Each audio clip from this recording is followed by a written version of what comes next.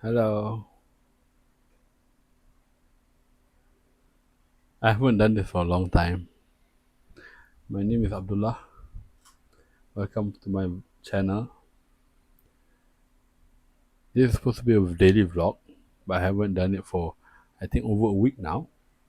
So I don't even remember how many episodes in I am.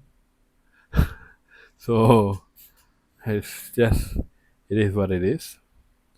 So this is um this is a new setup for me because I within this week within this past week that I haven't been blogging. One of the things that I did was um, reformatted my PC.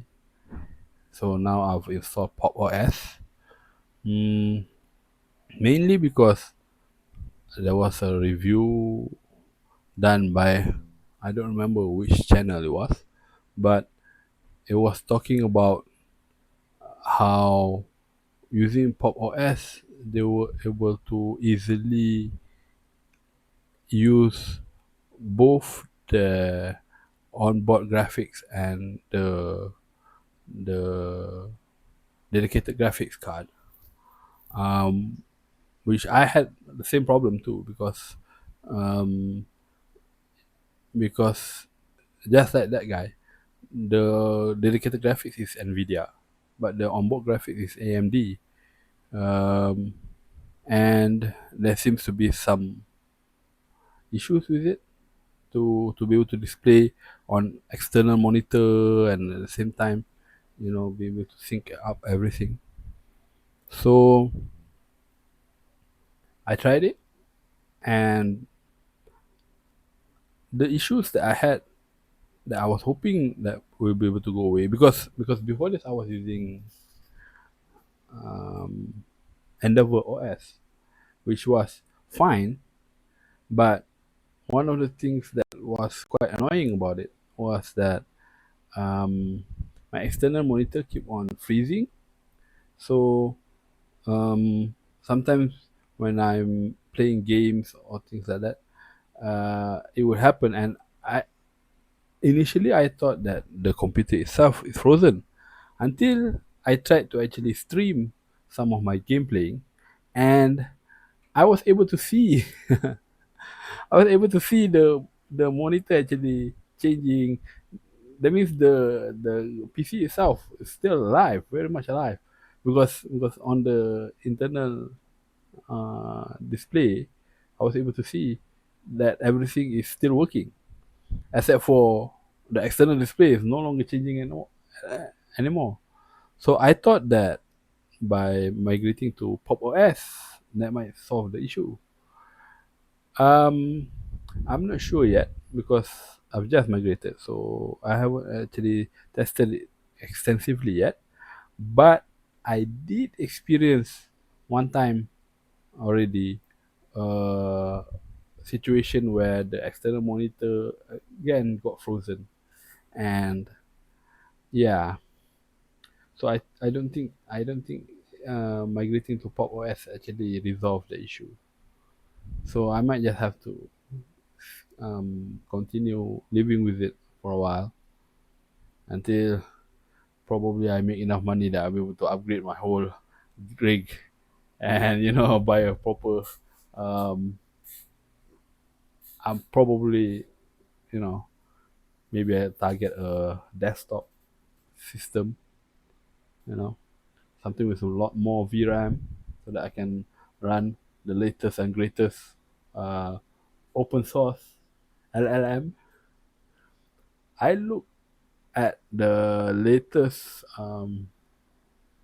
released by Meta, the version 3.1, Llama 3.1, and it looks so amazing. But I know I wouldn't be able to run it on my own PC because you know there's no way I'll be able to even run the 70 gig apa ni, billion parameters one.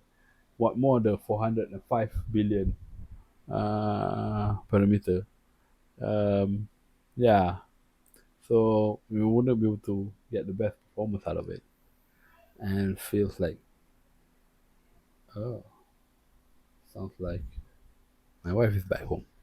Anyway, so it is, um, that's where it is lah. Um, so anyway, excited about it, but I don't think I'll be able to use it yet. But we'll see. We'll see in the future. Who knows?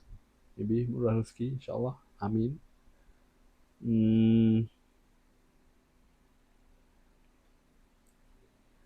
what else? Okay.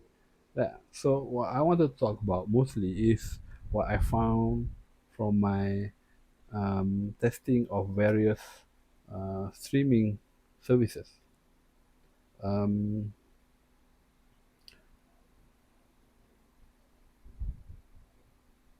mm, the ones that I like the most, the ones that I like the most, is actually.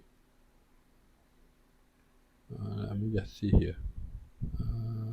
Just search my notes.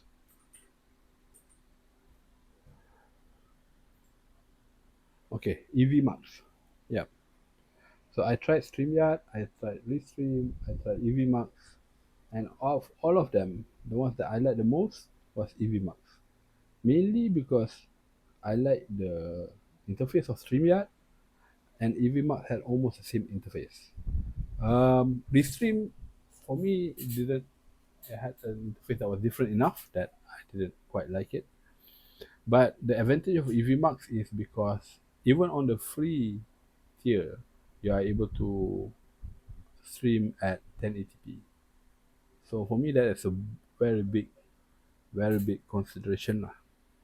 So, um, so I like using it, but the issue that I found is that when you are doing streaming, um, okay, the thing is, I stated very much earlier that what I'm doing is just practicing to talk.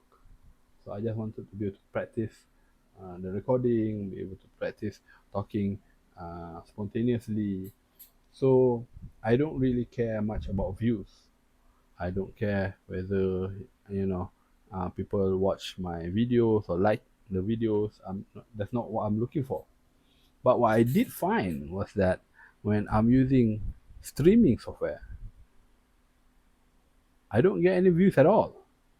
No views at all. So I think YouTube treats the streaming software differently than than videos that you upload. So most likely what will happen is that videos that you upload might get some promotion. Maybe it does go through some people's recommendation and they will actually click on it. But I think the idea with streaming software is that you're supposed to be watched by live people. So even though after the stream, the video is still there, people can still see it, but nobody actually goes there. And YouTube, I guess, doesn't promote it at all. So I get zero views because I don't promote my stream because yeah, because I mentioned it's just for practice to talk. So so in the end, I feel like if it's just for the purpose of uploading videos, then I might as well just use um, basically before this I was recording using Zoom because I had an issue with I tried to use OBS, but there was an issue with how the audio was getting mixed. I wasn't able to mix properly between audio from the microphone and with the audio that is from the desktop. And yeah, at that time I didn't really want to bother about it. So I just use Zoom and uh, the recording from the Zoom session, I just upload it. So the Zoom session is just me by myself, but I use it to record. But now I've set up OBS properly. So I'm able um to do this stream, and also able to at the same time, you know, I can share, like I can share my screen. Yeah, it's not a problem. I'll be able to even share Researchers find the an sound unfixable bug in from every ARM the CPU. I desktop. actually I saw this. I really wanted to. So everything is working quite well. So that's the um, what I find that, okay, this is good enough. This is good enough. You know. So I might, if I was, if I had to use a streaming software, most like streaming service, maybe most likely I'll be using EVMux. But if just for just this normal recording, for this purpose of just practicing talking and uploading, yeah, probably I'm just going to record using OBS and upload that. um I am having an issue a bit with um Pop OS, whereby I don't know why, but my OBS recording, the color doesn't show up properly. um I don't have an example to show right now, but the color is weird. It's off. So originally I thought it was because there was some settings that I didn't set properly or something like that. Maybe the color profile or something like that.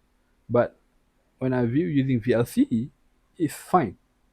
But using the default video app, that one's when the color is off. So I don't know why that happens.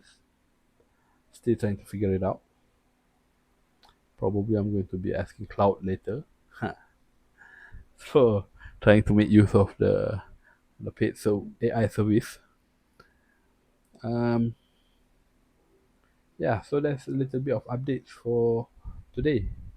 Um, I didn't write anything because I just this basically just a test. This test of the NIST setup. So I don't know whether this discoloration is going to show up in the YouTube, because after this I'm just going to upload this video to YouTube and see. And if it does, that means there's something wrong with my OBS setup lah.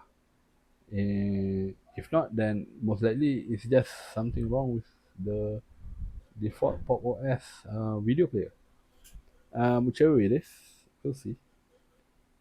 So I guess that's all that I have to say for now. So till next time, bye bye.